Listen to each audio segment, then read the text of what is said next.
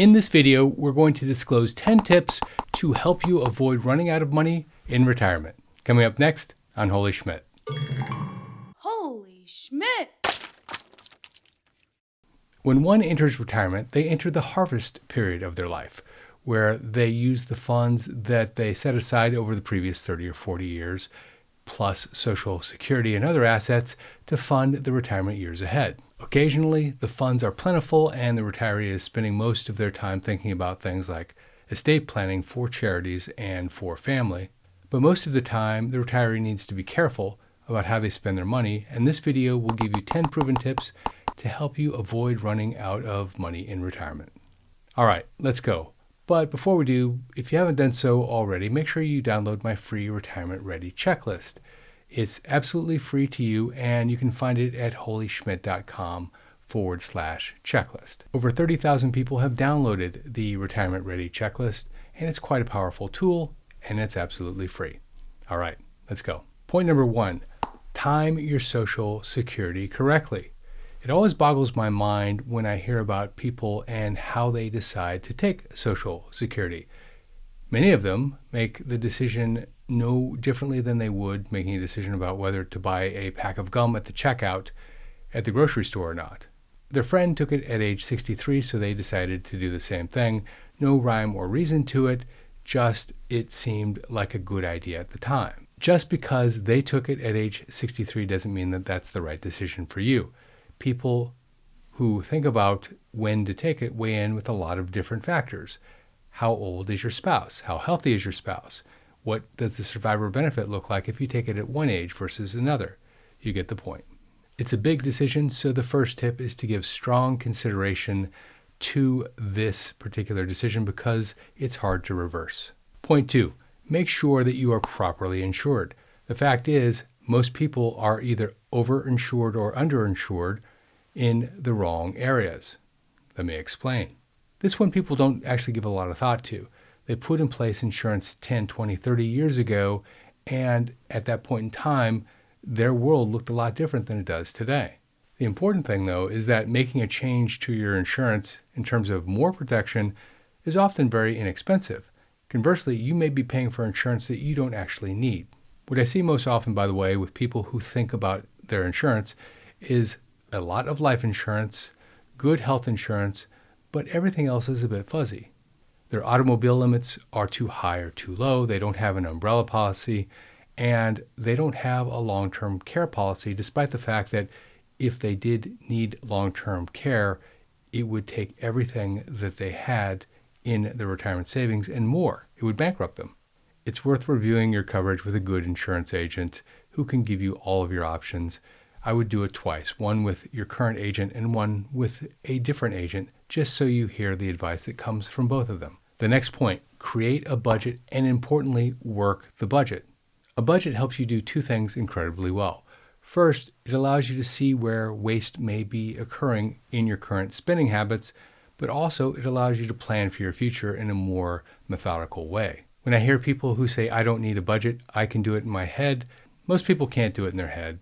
A lot of them think that they can, but when you dig into it and ask them questions about their spending, they'll get the biggies right. They'll know what their electric bill is. They'll know if they have a mortgage payment, what that is.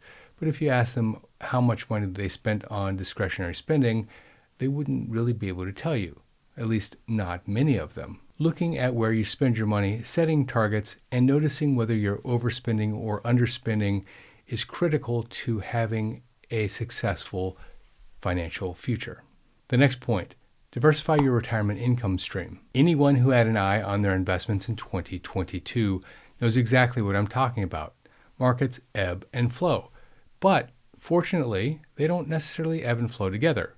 When the equity market's going up, the bond market is sometimes going down. Not always, but usually, and vice versa. The worst thing that can happen is that you have all of your investments in one particular asset class, or the majority of them in one particular asset class, and that asset class has fallen due to big market movements, and that's the exact same time you need to sell to finance your life. By having a diversified portfolio, this reduces that risk. The next one is use the right withdrawal rate. There are a lot of theories on how to spend down your money in retirement. Some people think of their nest egg as a mortgage style type of receipt, where they get the same amount every month, and at the end of a particular period in time, they're going to have zero left. The challenge with the mortgage style payment from your portfolio is that people often live longer than they think they're going to. Also, markets don't perform as well as they think they're going to.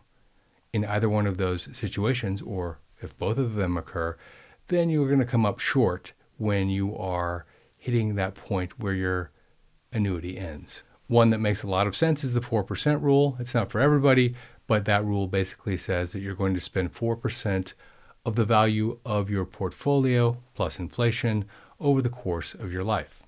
The rule assumes a mix of equity and fixed income in your portfolio so you don't have concentration risk in one particular asset class. Which brings me to the next point. Seek income-producing assets in your portfolio. Let me explain. Dividends, interest, even rental income can have a profound effect on your mental health when you are in retirement because you know that those cash flows will be coming in more than likely. So you'll be less concerned about market movement and be very comfortable when things are not going as planned because you have the cash flow to weather the storm. This in turn will help you make the best decisions about when to buy and sell because you're not doing it in a stressed situation. Next, make sure you take advantage of every tax credit and tax deduction that you are entitled to if they make sense. Some actually don't. If you've ever been through the process of optimizing your taxes, it is an enlightening experience. It's also an ongoing experience because things change over time.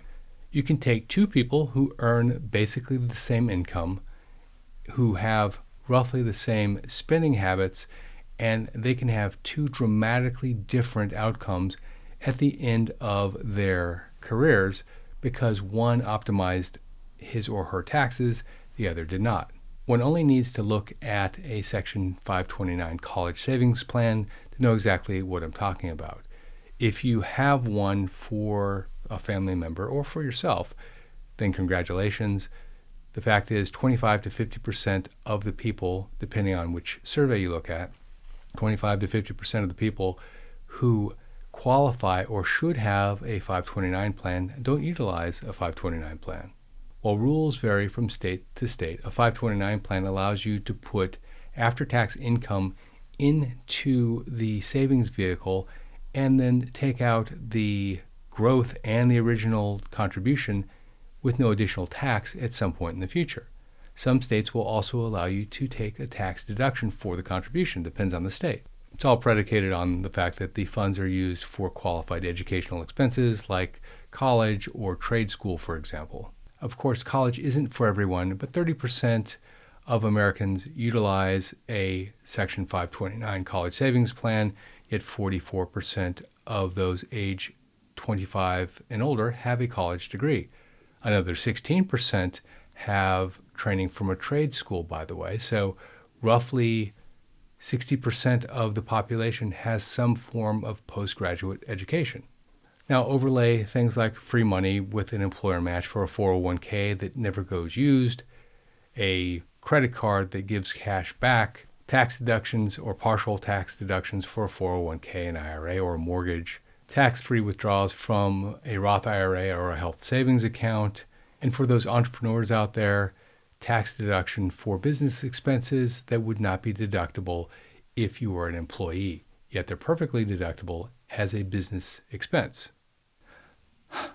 And I'm just getting started. The point is that there is a lot of opportunity to reduce your taxes if you plan, work, and use the time you have ahead properly. The next point, don't spend like you used to. There's no need anymore. Let me explain. Going into retirement, you'll be faced with 40 years of spending patterns, more or less, that don't really apply anymore. One of the retirement rules that people talk about in retirement is the 80% rule. And that rule simply means that when you retire, you should have coming into your cash flow about 80% of what you had pre-retirement. And while it's a good rule of thumb for some, for others, it doesn't make a lot of sense because 80% of what you had before you stopped working included things like paying for your college education for your children, saving up for 2 or 3 cars, paying off your mortgage, and a variety of other expenses that you no longer are faced with. This is particularly true if you were a large earner and you lived life large when you were working. You don't need to spend money like that anymore. In fact, there are a lot of studies that say that people are no more happy beyond a certain amount of spending. Anything in excess of that doesn't increase the happiness factor in retirement. There are exceptions to this, of course. You hear about people all the time who scrimp and save so that they can have an awesome retirement. They scrimp and save their entire working life. This is, of course, the minority, and my guess is that once that group gets into retirement, beyond a certain amount of spending, they would feel uncomfortable even if they could spend more. The next point, save as much as you can, even in later years, even in retirement. Let me explain. If you watched last week's video, 5 Money Rules I Wish I Had Learned in My 20s, I cite the example of a 25-year-old who has approximately 40 years left until retirement. This individual can put a modest sum of money in an index-based fund and see it 50x over the upcoming 40 years on average. If you haven't watched it, I'll put a link at the end of this video so that you can watch it, but the point is that time has a massive influence on the amount of money you have in retirement. But saving and investing work even in retirement. This is because most people don't fully grasp that by the time they go into retirement, they may have 20 or 30 years left, maybe even more, who knows.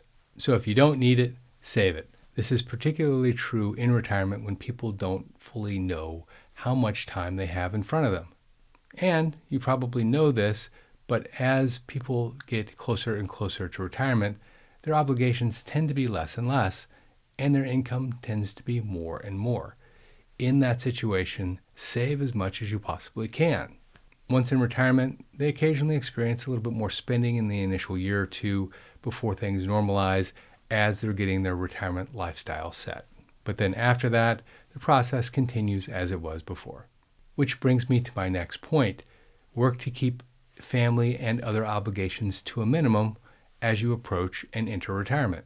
As our kids move from children to young adults, it's natural that they will need less and less financial support. And at some point, they won't need financial support at all in most cases. Sometimes they come to the conclusion that they should support themselves on their own. Other times, it requires a discussion. But when it does require a discussion, or if it's not moving fast enough, it's important to have that discussion early so that everybody has time to plan. This is also a good point to note that sometimes there are special needs with our children, and those needs need to be dealt with. That's not what I'm talking about here.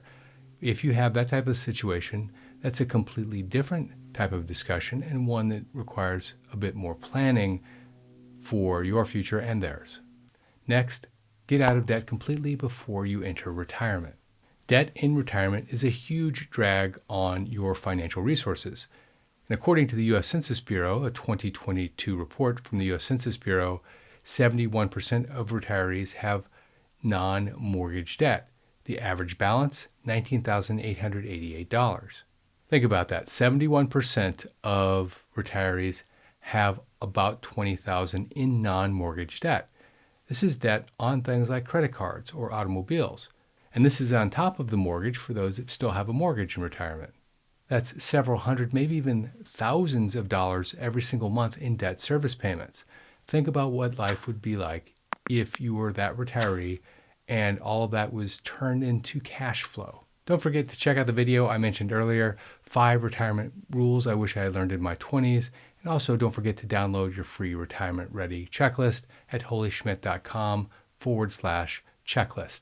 This is Jeff Schmidt. Thanks for watching.